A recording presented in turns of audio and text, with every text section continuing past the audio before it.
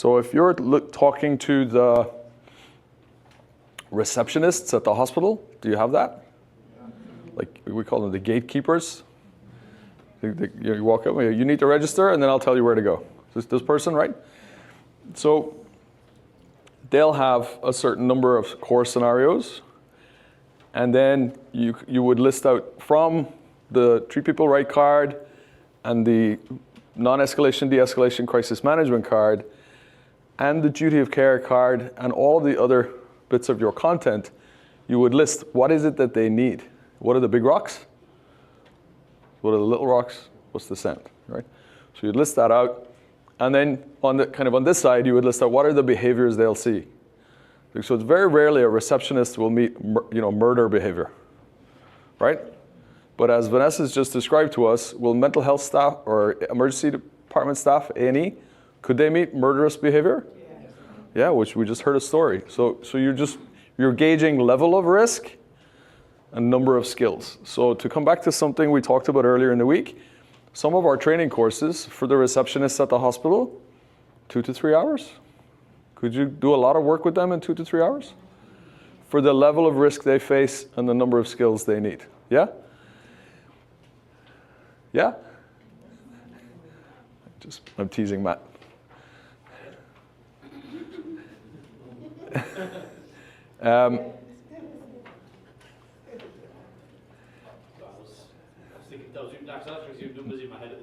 Miles away, yeah, it's all right. It's all right. So, you can, for a given group of staff, you can deliver the appropriate dosage of training. Right? There's a minimum dose you can apply that could be really useful for them and move the needle for what they need. True? Okay. Because the receptionists don't need to learn how to restrain somebody, I don't think. Maybe they do, but my guess is they don't need to learn to do restraints. So you start your analysis here. What are the core scenarios? Most risky, most common. What are the skill sets? What are the likely behaviors they'll face? Now all of that goes in the blender. And you end up, now you can start lesson planning. Okay? And the mantra for us is that we want to practice the whole task.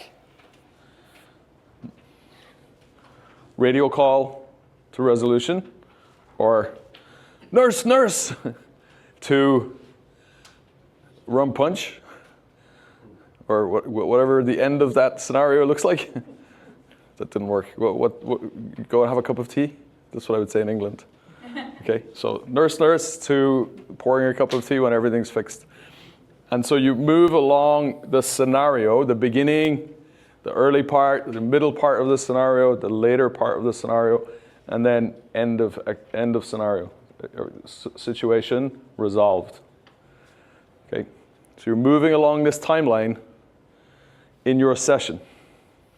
If it's an hour, you're going to do all of this. What's really important for learning? Practice. So you're going to do all of this over and over and over again. The whole task, okay? But it starts off at low complexity. And I've done this with you many times. Tanisha, please go over to Sonia and ask if she's okay. And then go back and sit down. That's it. That's the simplified version of the whole task. And now I say, Sonia, when she comes over, point your finger at her. It's increasingly complex, okay? When she walks in the room, start pacing. And when she gets close to you, point your finger.